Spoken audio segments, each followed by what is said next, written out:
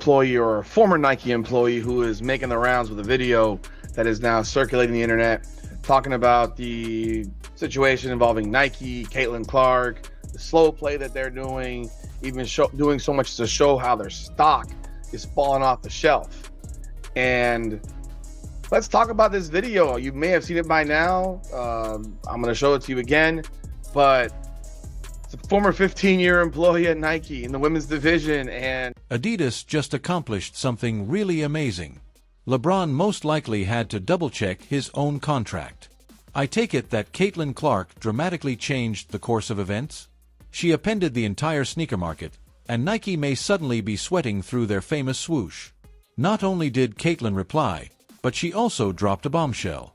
Sneakerheads are now doubting everything. Twitter is completely on fire, and fans are going crazy. Even so, what did she say? Why is Nike in such a frenzy right now? Did Adidas just produce the century's greatest steal? Buckle up, because this whole thing is going to get insane. A big game for Caitlin, her returning to her alumni in Iowa and her hitting that massive logo 3, the logo 3 during the game, that some of her sponsors would want to show her support on social media, do any sort of marketing to uplift her and uplift their brand. And one who did do that was Gatorade. They tweeted a photo of her and they said, "Real home court advantage. Welcome back to Iowa, Caitlin Clark." Now, one of her lead sponsors that was noticeably quiet yesterday was Nike. And a lot of people were tweeting about this. They were wondering, why isn't Nike and Nike basketball, why are none of their accounts saying anything about this? Yes, it's a preseason game, but this is a huge day for Caitlin. She's returning. You see, Caitlin Clark was never just a player on the court. She reportedly dropped an entire stack of receipts on Nike without even trying. Here, we are discussing matters at the level of lawsuits. All of a sudden, that famous swoosh appears to be more of a sinking checkmark of broken promises than a symbol of glory. Yes, you heard correctly. It appears that Nike broke the conditions of their contract. It resembles a terrible dating app scenario where there are problems with commitment. Now, the firm that essentially developed sports endorsements is neglecting its best-growing star. Nike, we need to talk about Caitlin Clark. Let's you and me talk about Caitlin Clark, since you refuse to talk about Caitlin Clark. I care deeply about you. I spent over a decade in your marketing organization. I spent several years trying to get into your organization, and it's been 3 years since I've left your company. I'm just here as a friend. I care about you. I want to show you two different charts here. One, your stock price since 2021. It is down nearly 60%. Your executives and the people who are making these decisions, their stock options are worthless. Meanwhile, you have the single biggest needle mover in all of American sports since Michael Jordan, and you have somehow convinced yourself that you need to slow play this. Let me show you Google Trends search traffic for 4 female basketball players. There is one who only rivals Caitlin Clark, and that is Angel Reese, and you do not have her. The problem is, let's discuss the unvarnished facts. The biggest name in women's basketball at the moment, Caitlin Clark, was treated by Nike as if she were an afterthought in a cheap bin. Simply put, you can't make every other player in the league appear like the next Michael Jordan while giving a generational talent a poor salary. Particularly with Adidas essentially performing power squats here with $100 bills ready to boost the women's sports industry as a whole. You simply don't do that.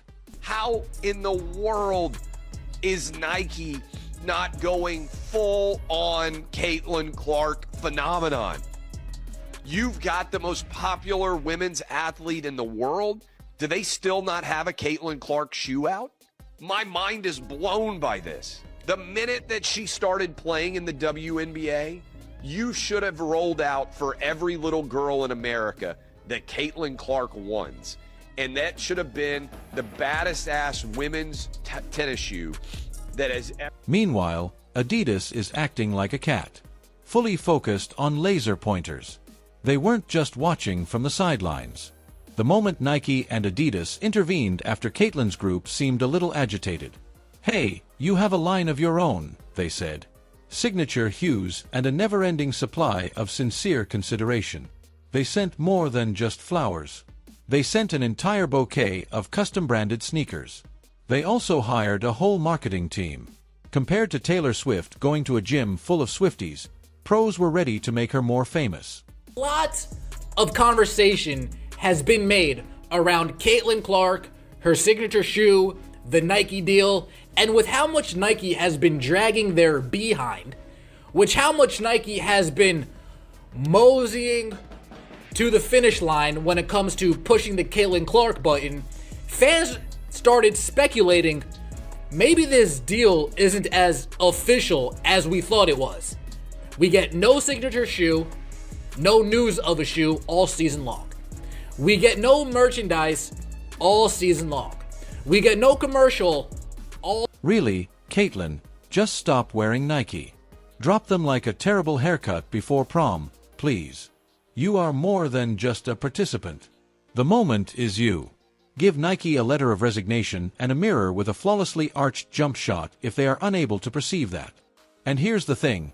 Her shoe line would completely blow sales records if she joined Adidas. It seems modest to even suggest that her shoes would outsell Wilson's 10-1. On StockX, kids would be scalping them more quickly than you could imagine. Take 3 steps back. Those Clark ones would be regarded as holy artifacts. As with Air Jordans in 1996, grandparents would be camping out at Foot Locker once more. Nike has completely forgotten who they are working with this. Caitlin is more than a passing fad. The flavor of the month isn't her. She is this league's future, yet rather than assisting her in creating an empire, they handed her a shoe deal with the fervor of a wedding invitation. When fans learned, they went completely crazy. Threads were created, hashtags went viral, and even sources from the NBA players' side of AIM SportsCenter started talking a lot. Let's just discuss the Angel Re-marketing image for a moment. Why was there just one image? And why did she appear to be exiting a 2010 reality TV reunion special photo shoot? What sort of bizarre editorial choice was that? Clark's Nike deal might be the worst endorsement deal in the history of professional sports. You guys remember this billboard that was put up in Iowa? Well, that's one of the last times that Nike has done anything for Caitlin Clark. They promoted her more in college than they have at all the entirety of the WNBA season. She signed an 8-year, $28 million deal with Nike that also included her own signature shoe, which honestly, looking at it now, $28 million for 8 years is an absolute steal for this superstar, when a player like Wemby's Nike deal was rumored to be over $100 million. Caitlin has not only had an incredible rookie season, but she has also transformed the WNBA. Look, nobody is disputing that Angel merits attention. But here's the issue. How did that function as the main emblem for every rookie in your class? Furthermore, Sophie. She plays for Caitlin's team, to be honest. She also makes up half of the people in Nike ads. Baller with outstanding statistics. She is just strangely absent from their advertisements. Where is Sophie right now? Where is the fierce 3-player spread? With Caitlin Cunningham, Aaliyah Boston, and Sophie? Everything with a great attitude and lighting. Instead, we get a badly cropped picture of Angel Reese that looks like she's going to read someone for dirt. When the reunion edition of the Basketball Queens WNBA episode airs, you completely ignore Sophie when she's not around. They are playing for a squad that is essentially ground zero for this new wave of women's basketball while draining shots and diving for rebounds. This is a full-fledged PR faceplant, not just a bad PR tactic. It's similar like choosing Jason Derulo over Beyoncé, Rihanna, or Adele for a halftime performance. Make sense of it. However, after every game, Adidas would have declared Sophie the new face of their training line, placed her on a billboard, and had her fling shoes into the crowd like candy at a parade. The difference is embarrassing. This is going to become really intense. Now let's get back to our shoe battle. Listen to this. The Clark 1 Fire Edition from Adidas sells out in 4.3 minutes. In the parking lot, children are sobbing. Toddler sizes are causing arguments among grown men. He feels as though that this Nike deal... Nike is still present today, pretending that Caitlin's limited release is something special, despite the fact that it's incredibly disappointing. They most likely believed that involving her in a group transaction would appear cooperative. Spoiler alert, it just looks lazy. They seem to have made the decision to group all the girls together and refer to it as a campaign. Not only did Clark's admirers notice, but they are enraged. Nike would be on fire right now if they had a suggestion box. To be honest, Caitlin may now need to understand that her brand shouldn't be hidden in a PowerPoint in a boardroom. She is not a list of points. The entire presentation is her. She makes 40-foot shots appear to be simple layups. She is inspirational and sells out arenas broadcasts nationwide. Without Nike's assistance, she developed her brand, influence, and reputation. In light of everything, why wouldn't she choose Adidas? They are hungry, fearless, and prepared to wager the entire home on a lady who has completely altered the game's regulations. They would likely give her a whole section and allow her to brand it if she asked. Clark's performance. Her fan base would follow her like Moses splitting the shoe aisles. Let's face it. Nike, on the other hand, is still catching up by pretending to be late for a workout.